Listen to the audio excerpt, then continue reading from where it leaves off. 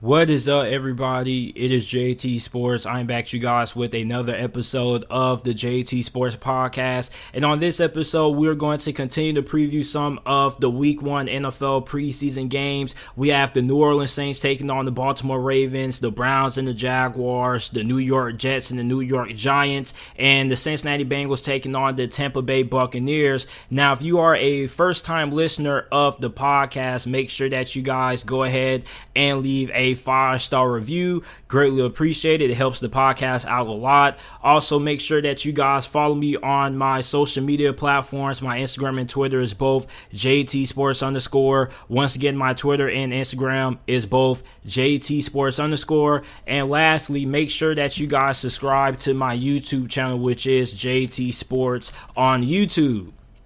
The New Orleans Saints are going on the road to take on the Baltimore Ravens this Saturday, 7 p.m. Eastern Time. This is the preseason game this week that I'm the most excited to watch because I get to see my guy, Jameis Winston. Now, for all of you new subscribers out there, you guys may not know this, but I am a diehard Jameis Winston fan. Jameis Winston is my favorite player in the NFL, one of my favorite NFL players of all time.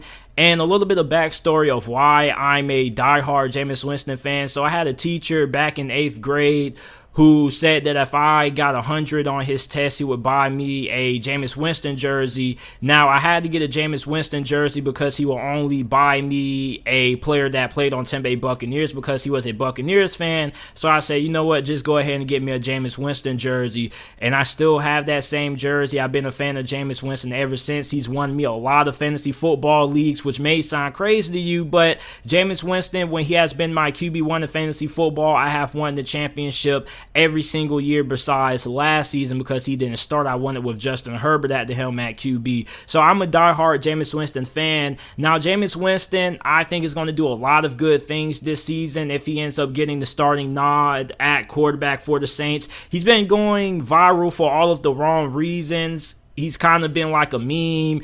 He had like some drill that was on the NFL Network being covered that he ended up stumbling in, and it was really funny. He has some awkward and weird workouts that are really effective, by the way. If you are a young quarterback, you can definitely try to do some of the workouts that Jameis Winston does because although they may seem a little bit silly at times, they do improve you as a quarterback overall. Now, when you look at Jameis Winston, I think that he gives the New Orleans Saints the best chance to win this year. I think that he has a way better arm than Taysom Hill, and I think he's just a way better overall quarterback than Taysom Hill. But when you look at Taysom Hill, obviously he started in a couple of games last year in replace of the injured Drew Brees, but the thing that I notice about Taysom Hill is that he doesn't really have that strong of an arm. He gives me Tim Tebow vibes. And I like Taysom Hill a lot. I think he's a great athlete, but I just think that Jameis Winston is the better overall quarterback. And it's very important for Jameis Winston to have a good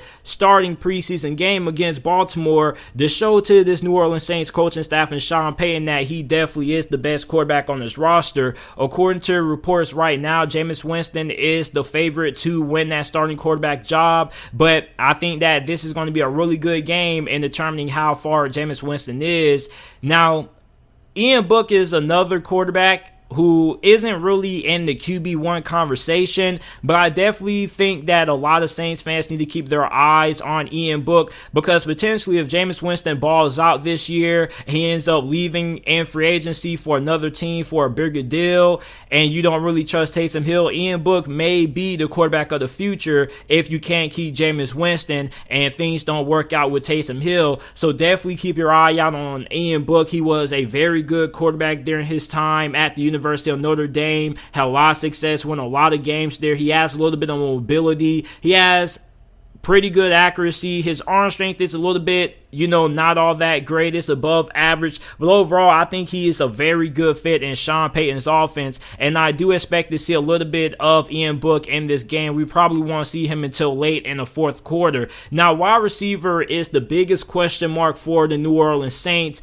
Michael Thomas is injured. Don't know really when he's going to come back, but he's probably not going to participate in the preseason at all. You have Traquan Smith, who is expected to have a breakout year. He's probably the best wide receiver on this team at the moment. Then you have Marquez Callaway, Deontay Harris, LaJordan Humphrey. So it's going to be really interesting to see what wide receivers make a name for themselves in this preseason game against the Baltimore Ravens. And by the way, the Ravens, unlike the majority of the teams out there that participate in the preseason, they have a lot of talent at corner. Not only are their starters really good, but their backups are also really solid as well. So this wide receiving core for New Orleans is definitely going to get tested. This isn't going to be one of those games where your wide receiving core is just going to eat up on a bunch of, lower guys on the depth chart that can't really play all that well. Like, you have guys on this Ravens depth chart at corner that could start on a handful of other teams. So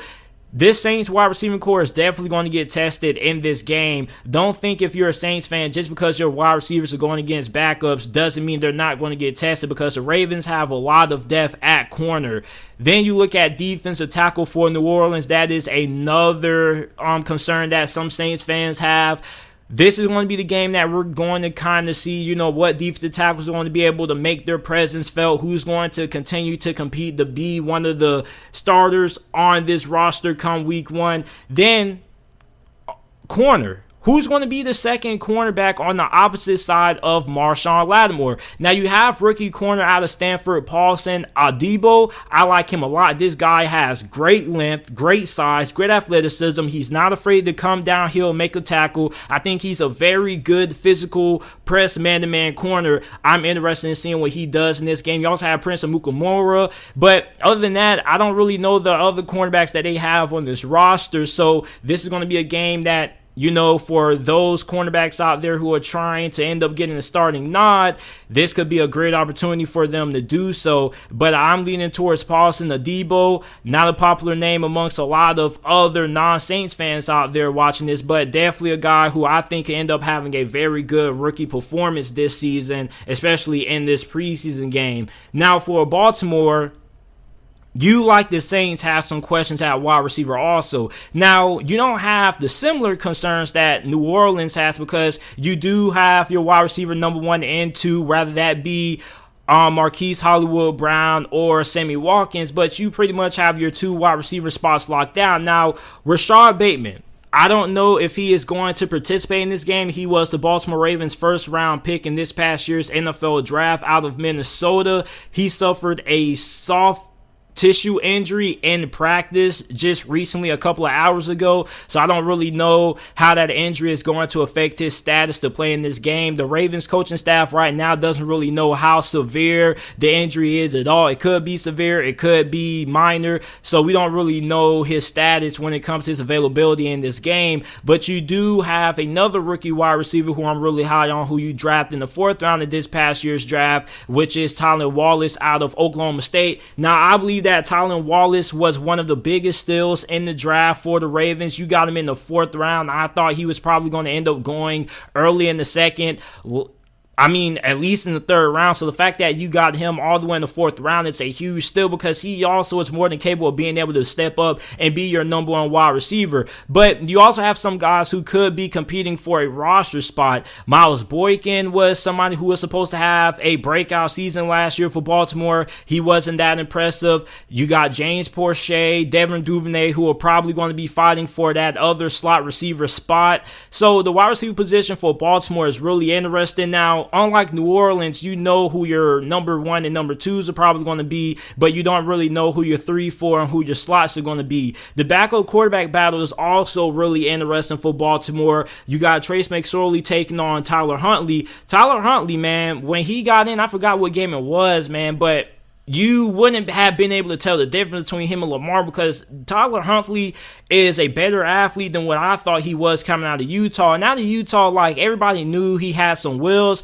but it looks like he gained a little bit of speed since his time in the NFL, because this dude can flat out run. Same thing with Trace McSorley. Now, Trace McSorley isn't, as fast as Tyler Huntley, but he is pretty athletic in his own right. So you have a really interesting backup quarterback battle taking on. Now, it's going to be be interesting to watch if Baltimore keeps both of these two guys on the roster. Are they going to have a quarterback 2 and 3? Because Lamar Jackson is really good friends with Tyler Huntley, so maybe that's another reason why they keep Tyler Huntley on the roster. But I can easily see Baltimore bringing 3 QBs into the season just in case, unfortunately, somebody goes down with COVID-19 or whatnot. So really interesting to see who's going to win that backup quarterback gig for Baltimore. Definitely going to be paying attention to that in this game. We should see a lot of these two guys. Now, my players to watch for the New Orleans Saints are going to be Jameis Winston. Like I mentioned earlier, I want to see how he performs in this game. We haven't really seen a lot of Jameis Winston getting a lot of playing time since 2019, which was his last time being the starting quarterback for the Tampa Bay Buccaneers. So this is going to be the first full look that we have of Jameis Winston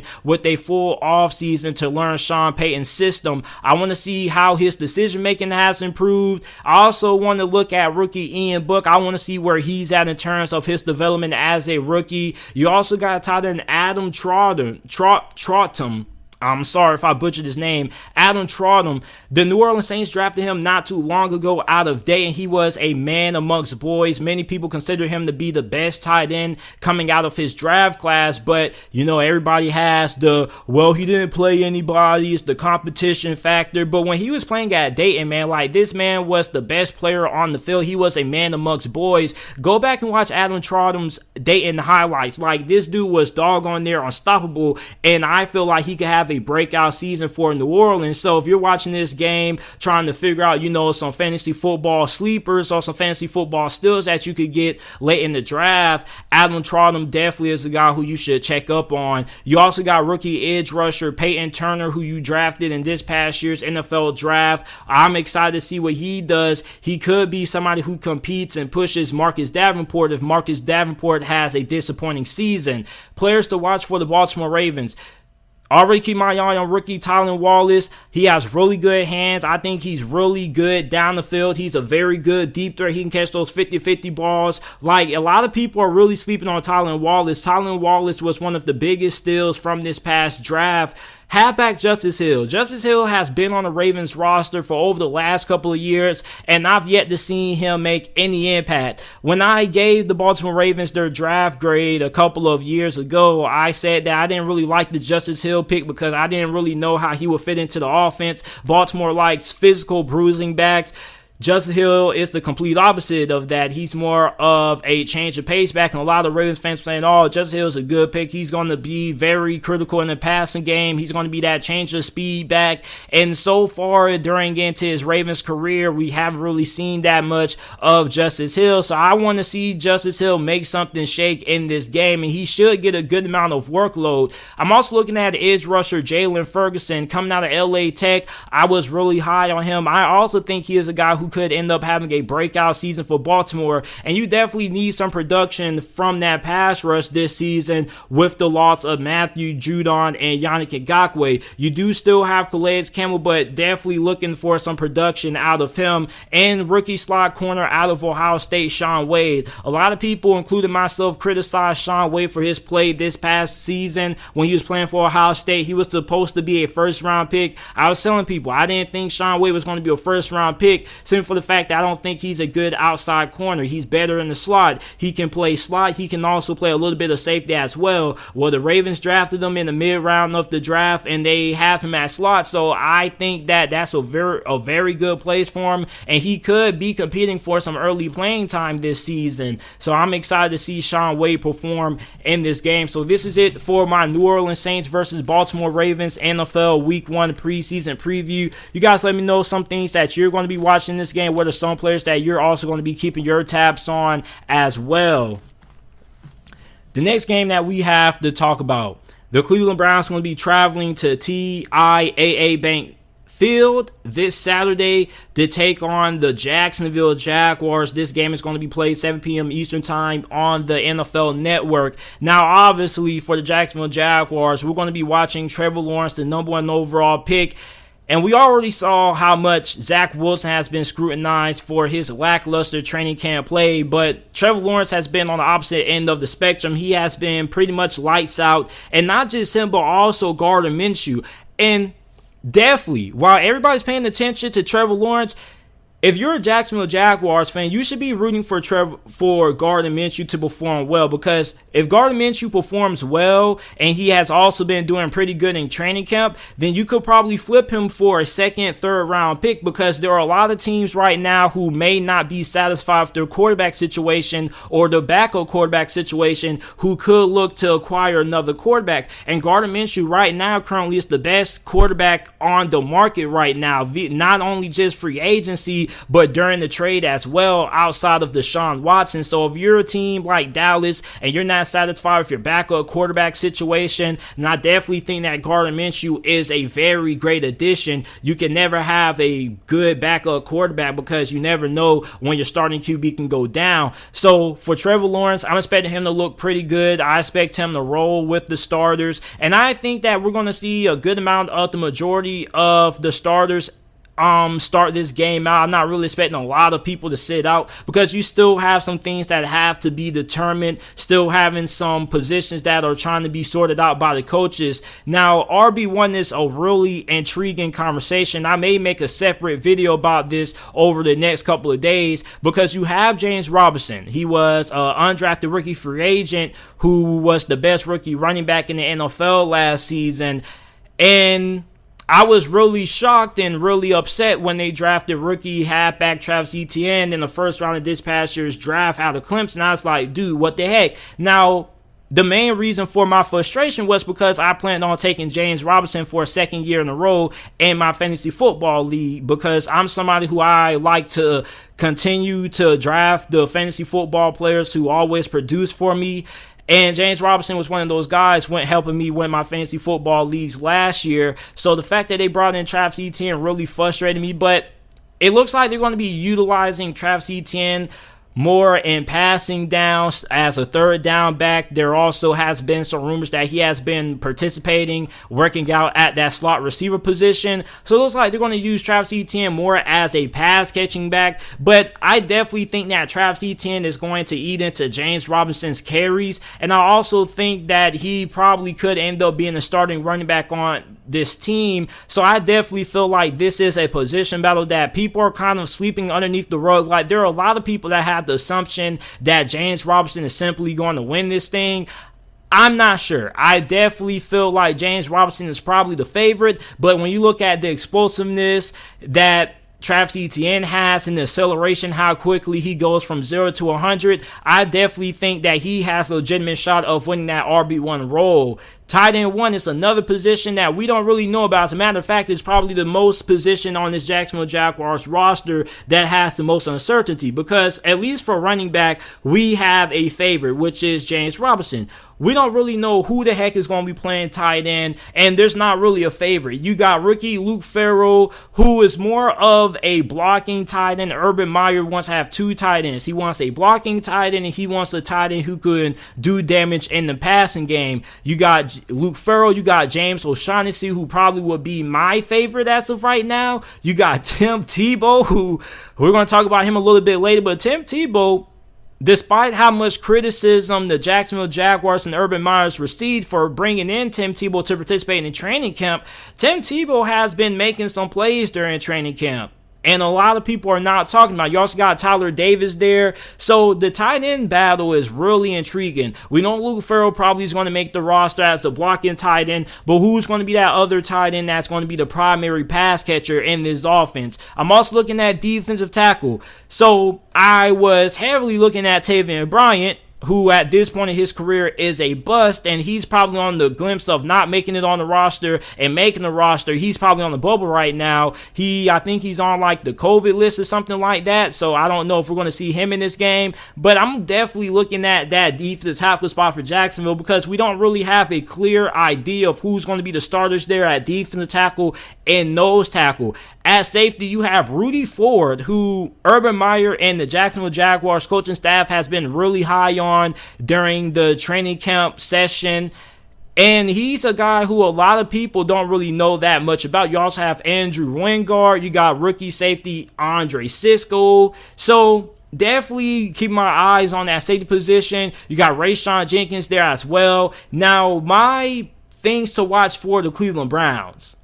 don't really have as many as the Jacksonville Jaguars because the Browns have one of the most complete rosters in all of the NFL. I mean, you got depth at wide receiver. You have depth at running back. You got depth when it comes to your offensive line. You got depth at corner, D-line, pass rush, safety. Like, the Browns are stacked at every single position but one. And that one position that I'm interested in watching is linebacker. Linebacker is really interesting for Cleveland because linebacker has been their Achilles heel ever since they lost Joe Schobert. You have Stone Taki, you got Anthony Walker, you got Malcolm Smith, you got Mack Wilson, you got rookie Tony Fields, and JOK, Jeremiah Owusu-Koramoah out of Notre Dame. So I'm interested in seeing that linebacker position. I want to see who they're probably going to end up running with to start the game out, who's going to end up finishing the game out, or the Browns going to have a linebacker rotation, and how long is it going to take for JOK to make his presence felt. For the Jacksonville Jaguars, some of the players that I'm going to be watching in this game for them, first, rookie wide receiver Jalen Kemp out of Georgia Tech. I've been seeing a lot of good reports about Jalen Kemp, and he could end up winning that fourth wide receiver spot on this Jaguars roster. Look out for him. You have Laquan Treadwell. I'm really interested in seeing wide receivers who kind of have that bust label on them to see if they can turn their career around, which is why I'm really interested in Laquan Treadwell. You got right tackle Jawan Taylor. I didn't mention this, but I definitely feel like Jawan Taylor, his position could be up for grabs. Now, I don't think it's a lock right now, okay, to say that he's in a position battle. But if he doesn't perform well, not only in this game, but through the remainder of the preseason, then I definitely feel like the Jacksonville Jaguars could end up starting Walker Little at that other off the tackle spot. Now, Walker Little was more of a left tackle, but the Jacksonville Jaguars, when they interviewed him during the combine, he revealed that Urban Meyer and the Jaguar staff talked about him playing both tackle spots. So if Jawan Taylor doesn't have a good preseason performance, we could end up seeing some announcements that him and Walker Little are going to be competing for that right tackle position. And Jawan Taylor hasn't been great. As a matter of fact, he's been one of the biggest disappointments. A couple of years ago when he was drafted, he was supposed to be a top 10 pick. He was regarded as the best offensive tackle in that draft. Well, then he falls all the way into the second round, and he has really proved the doubters wrong. As a matter of fact, he has proved the doubters right.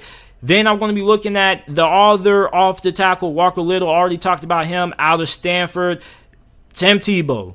I mean, Tim Tebow has been making plays, and a lot of people were so quick to hate on it. I understand why everybody was hating on it, but Tim Tebow has been making some noise during training camp. He has been what we all expected him to be, a good locker room guy, really energetic, but he's been making some plays during training camp. He's caught a couple of great passes. He's made some couple of great plays. Then I'm looking at rookie linebacker out of Alabama, Dylan Moses. Now, I still don't know how Dylan Moses went undrafted. I thought he was probably going to get drafted in round 2, round 3. So Jacksonville Jaguars have a lot of depth and a lot of talent at linebacker. Going to be keeping my eyes out on Dylan Moses. I expect him to get a lot of playing time in this game. Now, my players to watch for the Cleveland Browns, I'm keeping my eyes out on rookie cornerback Greg Newsome. I love Greg Newsome out of Northwestern this year. I feel like he was one of the more underrated cornerbacks. Now you have him on the opposite side of Denzel Ward. You also have Greedy Williams.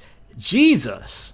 Then you got Grant Delpit. We didn't really see Grant Delpit at all last year, so I'm really excited to see him in this game. You got rookie speedster out of Auburn, Anthony Schwartz, who is one of the fastest men in the NFL. He's like, he could have been on the Olympic team. Like, this guy is blazing fast. I want to see if he's going to end up lining up at kick returner or punt returner. We're probably going to see a lot of him at wide receiver in this game. Then I'm looking at rookie defensive tackle Marvin Wilson. Marvin Wilson, before the start of the college football season last year, was regarded as the best defensive tackle in the nation. He was supposed to be a surefire first-round pick. Well, the season kicks off and he didn't really have that great of an impact. He was really underwhelming at FSU last season, so that's why he fell and went where he went. So I'm interested to see how he does in this game. And I easily think that Marvin Wilson could be a guy who could end up having a good season for the Cleveland Browns if he's able to make the roster. I definitely feel like they can have him in at a rotational position. So this is it for my Cleveland Browns versus Jacksonville Jaguars preview. Let me know what you guys think. What are some players that you guys are going to be watching as well? Moving on, we have the Jets taking on the Giants. when you look at the Jets, man, I gotta talk about Zach Wilson. Now, I already made a video about Zach Wilson. Should New York Jets fans be concerned about Zach Wilson? Make sure that you guys go ahead and check that out. But Zach Wilson hasn't really got off to a great start during training camp. He was getting a lot of praise during mini camp. And like I tell everybody, football is not played in shorts and a tank top. Everybody looks good when they're throwing in shorts and tank tops, okay? Everybody's throwing the ball on the air. Nobody's really doing anything physical, no one-on-ones, nothing like that. You're basically throwing the ball against the air, basically. So for Zach Wilson, those pads had came on, and Zach Wilson has kind of struggled. Now, I've been telling a lot of people, do not panic. This is training camp for a reason. Training camp is for you to, improve. So when the regular season comes around, you don't struggle. So if you're a Jets fan, you rather Zach Wilson struggle now rather than later. If I'm a Jets fan, if I was a Jets fan, I would say, okay, Zach Wilson is struggling, but how much is he improving? Is he getting better every single practice? And this is going to be a really big preseason game for him, because if he doesn't have a good preseason performance against the Giants, then the media is going to be on his you-know-what. And we already know that the New York Giants media does not hold back. The Giants media doesn't hold back. The Jets media doesn't hold back. Like, the New York media is harsh and they're really honest. They're brutally honest, which is something that I love about the New York media, because if your team sucks and they feel their team sucks, the media is going to let you know. A lot of these media outlets for their respective teams, like, they always try to hype up their teams. They try to gas them up. They give these fans some unrealistic expectations. But one thing about the New York media and the Big Apple, they're going to be honest. Like last year, we saw some reports that the New York Jets offense was not going to be good, that they were getting outperformed by the second string offense, and that they got shut down by the second team defense. And what happened last year? Well, the New York Jets offense was not great. So the New York media is brutally honest. So for Zach Wilson, if he doesn't perform well in this game, then oh my goodness, he better make sure that he doesn't log into social media, and that he doesn't watch the news, and that he doesn't read the newspaper, which I don't know anybody who still reads the newspapers anyway, but I think it would be in his best interest to make sure that he has a really good game, and I think that he will. I definitely think we're going to see him a good amount of this game, try to get him into the flow of things. Like I keep telling people, not every single rookie quarterback is going to come out right out the gate and be what Joe Burrow and Justin Herbert were last season. Those guys were anomalies. We're not going to see a lot of rookie quarterbacks coming in and just dominating the league the way those two did last year as rookies. Every single rookie quarterback has to develop at their own pace. Some develop faster than others. Some develop slower than others. But for Zach Wilson, I definitely am hoping that he has a really good performance, because I like Zach Wilson a lot. I want to see him get outside the pocket on some play action bootlegs, see what he can do. I also want to see him throw the football downfield. I want to see him push the ball. Next up, I want to see how this offensive line looks. Now, the New York Jets have improved their offensive line tremendously. This is one of the most improved offensive lines in the NFL. Joe Douglas has did a very good job protecting Zach Wilson, or trying to protect them. Now, you still do have some kinks. I'm not really sold on your center position. You have a question at one of your guard spots, but overall, this is a very solid offensive line. You bring in Morgan Moses. You have Mekhi Becton at your other offensive tackle spot. You trade up for offensive guard Elijah Vera Tucker out of USC. So I like how this offensive line is looking. I want to see how it looks in this preseason game. Who's going to be RB1? You got LaMichael P. Ryan, Telvin Coleman, and rookie Michael Carter. Now, Michael Carter has been getting a lot of praise ever since he first got drafted by the Jets. Had a really good rookie minicamp. Had a really good training camp up to this point. So it looks like we have a battle between three guys who could be the starting running back on this team. LaMichael P. Ryan, I think he has some potential. I think Tevin Coleman is also really good also, but I think that if Michael Carter ends up breaking down this game, then I think we're definitely going to see him in the league in terms of that RB1 role. Tight end is the position that I haven't really seen a lot of people focus that much on. I'm intrigued in watching it because I'm a big Chris Herndon fan, being a Miami Hurricane myself. He was a very good player for the Miami Hurricanes. Then his rookie season for the New York Jets, he had one of the better rookie seasons that I've seen from a rookie tight end in recent memory. And then after that, he kind of fell off the face of the earth because he has kind of been ignored in the offense. Well, when you look at offensive coordinator Mike LaFleur, and he's bringing in that Kyle Shanahan, like Matt LaFleur's system, those guys heavily target their tight ends. So if he takes anything from his brother or Kyle Shanahan, we're probably going to see the tight ends be featured a lot more in this offense than what it has been in the past. So you have Chris Herndon. I think he's the most talented tight end on this roster. You got Ryan Griffin. You got Tyler Kroft. You got Trayvon Wesco. And you got rookie tight end out of Ole Miss, Kenny Yabo. Now, Kenny Yabo may be the most athletically gifted tight end in this tight end room, but I don't really know how good he actually is. He's kind of a little bit raw when it comes to being able to run routes, and his hands aren't really all that consistent. Now, Elijah Moore is a key player that I'm going to be watching for the New York Jets in this game. The main reason for that is because he, Michael Carter has been getting a lot of praise. Many people feel like he could end up having a really good rookie season. So I want to see what he does in this game. This is going to be the first look that we actually get to see Elijah Moore in the actual game. Now, cornerback for the New York Jets is a huge, and I can't say this again, I'm going to say it one more time, huge concern. They have the worst cornerback room in the NFL. And I'm not saying this to be funny. I'm not saying this to joke, but you New York Jets fans know doggone well your cornerbacks right now don't really look all that great. Now you have Bryce Hall. He's going into year 2. I was really disappointed with the rookie season that he had last year. Hopefully Robert Saleh can end up having him playing at a really high level. You got Austin there. You got Corey Ballantyne. So this cornerback room definitely is going to have a lot to prove during the preseason, especially in this game. Now for the New York Giants, I definitely am going to be keeping my eyes out on the offensive line because their offensive line didn't really improve. As a matter of fact, the offensive line got worse because they lost Kevin Zeitler. So I'm a huge believer in Joe Judge.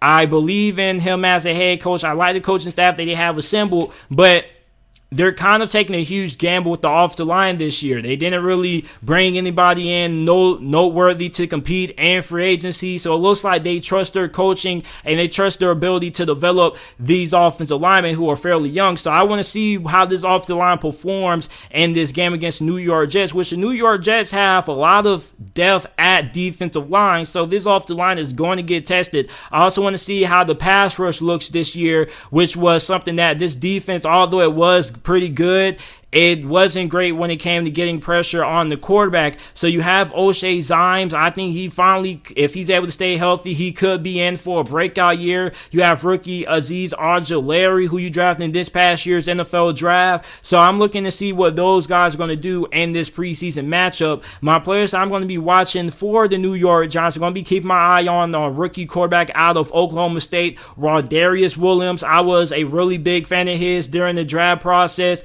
I felt like he probably could have went round 2. He went a little bit later. Already talked about edge rusher Azeez Ojulari. He's really athletic, has really good speed, but I don't really know how many good pass rush moves he has right now in his arsenal. Then I'm looking at rookie wide receiver Kadarius Toney. I want to see what he's going to do. He is a really good big play wide receiver who can do a lot with the ball in his hands and the short intermediate passing game. I want to see how he looks. Then for the New York Jets, I'm going to be looking at rookie halfback Michael Carter. He has been getting a lot of praise during training camp. I'm looking at offensive guard Elijah Vera Tucker in this game also, who is another rookie that I'm going to be keeping my eye on in this game. So this is it for my New York Giants versus New York Jets training preseason preview. You guys let me know some players that you're going to be watching down in the comment section down below.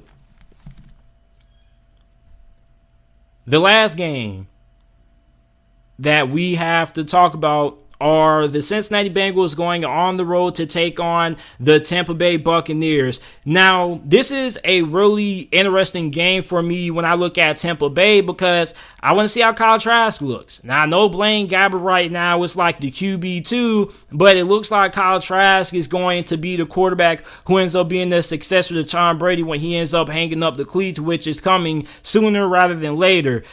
And when you look at Kyle Trask, everybody talks about how he doesn't have any athleticism, he's not mobile, doesn't really do anything in the pocket, and I definitely understand that. But people act like you can't dominate the NFL just being a pure pocket passer. That's false. Drew Brees was still pretty good. Tom Brady has been pretty good. Like, there are still pocket passers in this league who are still really good. Like, the NFL is all about scheme. It's all about how you scheme up your offense and how you build your team. If you have a great off the line and you have a brick wall back there, then you can have a Tom Brady or a pocket passer back there. Because if you have a good off the line, then your quarterback doesn't have to continue to go outside the pocket and extend plays and pick up extra yardage. So I think a lot of people were a little bit too harsh on Kyle Trask. Yeah, he doesn't have the strongest arm, but he does have a pretty solid arm. He's really accurate. He's really good maneuvering inside the pocket. Like, I like Kyle Trask. Now, was he worth the first round pick? No, he wasn't, but he went right where he should to the Tampa Bay Buccaneers in the second round. I think Bruce Arians is going to do a lot of great things with them. Also, I'm looking at rookie wide receiver out of North Texas, Jalen Darden. Now, Jalen Darden was one of the most exciting players in all of college football that a lot of people probably didn't know about because he played at a small scale. But when you watch Jalen Darden, he reminds me a lot of Tavon Austin. When Tavon Austin was coming out of West Virginia, he was really excited. He was really hard to bring down in the open field because how shifty he was.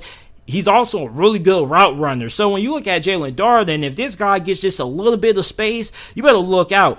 And I'm not expecting him to do a lot this season. He's probably not going to get that much playing time because Tampa Bay is absolutely stacked at wide receiver. But I definitely feel like he can be in on a couple of jet sweeps, some screen plays. Like, Bruce Arians would probably cook up a couple of key plays for him to try to get the ball in his hands because this guy is incredible in space. But we're definitely going to see a lot of him in this preseason game. Also looking at edge rusher Joe Teron, who is a rookie. He's going to be pretty much there for depth at this point until, JPP decides to hang it up. So for right now, the Tampa Bay Buccaneers, I'm really interested in looking at the depth that they have right now because you bring back pretty much your whole entire team, your whole entire Super Bowl winning squad, and there's not really any position battles that I think are really worth talking about because, they're one of the most complete teams in the NFL. So when you look at the Cincinnati Bengals, on the other hand, I'm going to be keeping my eye out on the off the line. Now, I know Cincinnati Bengals fans get mad when everybody says this, but your off the line was boo-boo, and it was the reason why Joe Burrow got hurt. And I know some people are going to say, well, JT, that's a really ignorant statement to make because you can play behind the great off the line and still get hurt. I understand that. But Cincinnati's off the line was cheeks last year. And the fact that it was so trash and that they didn't even bother to try to address it before the season and then just let Joe Burrow go out there and get beat up, I was like, doggone it, man. So they did try to improve the offensive line. You brought in Riley Reef. I'm interested in seeing how that works out for Cincinnati. Joe Burrow, I don't think he's going to participate in the preseason at all. I think I actually read that in an article from Zach Taylor. They don't plan on giving Joe Burrow any preseason action, I don't think. Maybe that'll change. But I'm definitely going to be keeping an eye out on the offensive line and how improved the offensive line is going to be this season. The backup running back job is really interesting to watch. Who's going to be the guy behind Joe Mixon? You lost Giovanni Bernard, who was on the Bengals for a pretty long time. So now you have Samaje Perine, Travion Williams, rookie Chris Evans. You got Jaquez Patrick and Puka Williams. When you look at Samaje Perine, he's not explosive back, but I think he's very good running in between the tackles, very hard, tough runner. You look at Travion Williams, I liked him a lot coming out of Texas A&M. I think he was one of the more underrated backs in his draft class. I like him. I think he has pretty good vision, pretty good one-cut ability. I like him to win this RB2 spot and be behind Joe Mixon. Then you got rookie out of Michigan, Chris Evans. I think Chris Evans has some talent there, was kind of unutilized during his time with Michigan. Jaquez Patrick is more of a workhorse. He's more like a Samaje Perine. He's more of a tough-nosed runner, running through the tackles. He's going to run you over. Then you got Puka Williams, another rookie out of Kansas. Puka Williams is more like of a Darren Sproles. He's somebody that you're going to try to get involved in the passing game. You're going to try to get him involved out in space. He doesn't really have great size to take like a full beating as a workload back. But I definitely feel like if he makes the team, he'll be more utilized in passing down, third down situations. Then I'm looking at the whole entire linebacker unit for Cincinnati. As we know, for over the last 3-4 years, Cincinnati has had some of the worst linebacking play in the NFL during that stretch. So I want to see how the linebackers look in this preseason game. Now, the players I'm going to be watching for both teams, I'm definitely keeping my eyes out on Jamar Chase, rookie out of LSU, drafted in the 5th round, and from some reports I've read out of training camp, he has kind of struggled with creating separation. I'm not really tripping on that because he hasn't played football in like a year or so. So this is going to be a really good time to try to get him back into, a real game situation. So we're probably going to see him. And I actually saw a couple of plays, a couple of clips that were circulating around about Jamar Chase making some big time catches, contested catches. But outside of those, he has been struggling to create separation according to reports. Although there has been a couple of clips out there with him having some good catches and contested situations, the reports also say that he hasn't really won a lot of those. So I want to see how Jamar Chase looks in this game. You look at running back Keyshawn Vaughn for the Buccaneers out of Vanderbilt. Didn't really get to see that much out of him last year because it was the Leonard Fournette and Ronald Jones show. But we're probably going to see a lot of him this season. In the preseason, So I want to see how he looks. I haven't really gotten the chance to really assess his talent and his skill. John Franklin, remember him from Last Chance U? One of my most viewed videos last season was how I felt like John Franklin could be a secret weapon for Tampa Bay, similar to how Taysom Hill is utilized for the New Orleans Saints, but he ended up getting injured, so didn't really get to see that come to fruition. Now, I don't really know what position John Franklin is playing right now because when I was looking at a couple of depth charts, Allens.com had him listed as a cornerback. Tampa Bay Buccaneers website has him listed as a wide receiver. So I don't really know what the heck this man is playing. I guess he's just playing all over the field. So I definitely am hoping to see some John Franklin out there. I'm a big Last Chance U fan. So of course, I'm rooting for my guy, John Franklin. You look at rookie offensive guard Carmen Jackson for Cincinnati, who Cincinnati Bengals fans are expecting big things out of him. I want to see how he looks in this game. Then lastly, tight end Thaddeus Moss. Thaddeus Moss, the son of Randy Moss, played with Joe Burrow and Jamar Chase at LSU. He was really good with Joe Burrow. So he went to Washington last year, didn't really do anything. Now he's reunited with Jamar and Joe Burrow. Some people think he can be tight end one. I don't really know. I'm interested to see what he does in this preseason matchup because you don't really see a lot of tight ends going crazy in the preseason. I don't really know why that is. Maybe somebody in the comment section can break it down to me why you don't really see a lot of tight ends making big plays in the preseason. But I do expect that Thaddeus Moss is going to get a lot of playing time in this game. So this is it for my Cincinnati Bengals versus Buccaneers preseason week 1 preview. Let me know some things that you're going to be watching down in the comment section down below. What are some players that you're also going to be watching? And this is it for this episode of the JT Sports Podcast. I hope you guys enjoyed, and I will be back shortly with another episode within the next couple of days. Make sure that you guys go ahead and leave a 5-star review on the podcast. Make sure that you share the podcast, and thanks for listening.